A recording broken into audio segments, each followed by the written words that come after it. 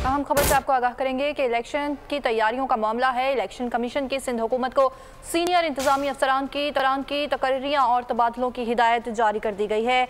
आज या कल इलेक्शन कमीशन की हिदायत पर अमल हो जाए, ज़राए सिंध हुकूमत का कहना है। जबकि बड़े पैमाने पर पुलिस अफसरान, DIGs, SSPs के तबादले किए जाएंगे। इस हवाले से मजीद आगाह करेंगे बोल न्यूज़ के नुमाइंदे सलाहुद्दीन। जी सलाहुद्दीन, अपडेट कीजिए।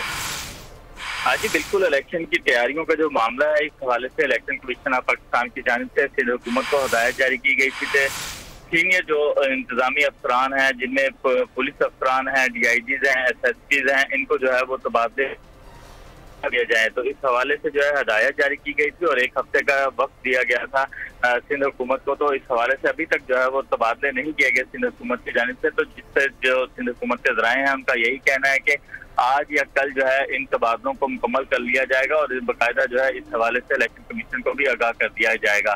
ताहाल जो है वो इलेक्शन जो है हुकूमत की जानिब से ये जो है तबादले नहीं किए गए और जो ज़राए हैं उनका कहना है कि जो SSPs हैं, DIGs हैं, उनके जो है तबादले 1 या 2 रोज में जो है मुकम्मल कर लिए जाएंगे और इलेक्शन कमीशन को बाकायदा आगाह कर दिया जाएगा। और इलेक्शन कमीशन की जानिब से 1 हफ्ते के लिए जो है वो हिदायत जारी की गई थी कि 1 हफ्ते में जो है ये तबादले मुकम्मल करके उन्हें आगाह किया जाए।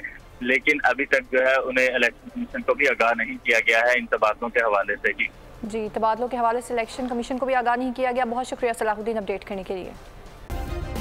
सब्सक्राइब करें और बेल दबाएं ताकि कोई खबर रह न जाए।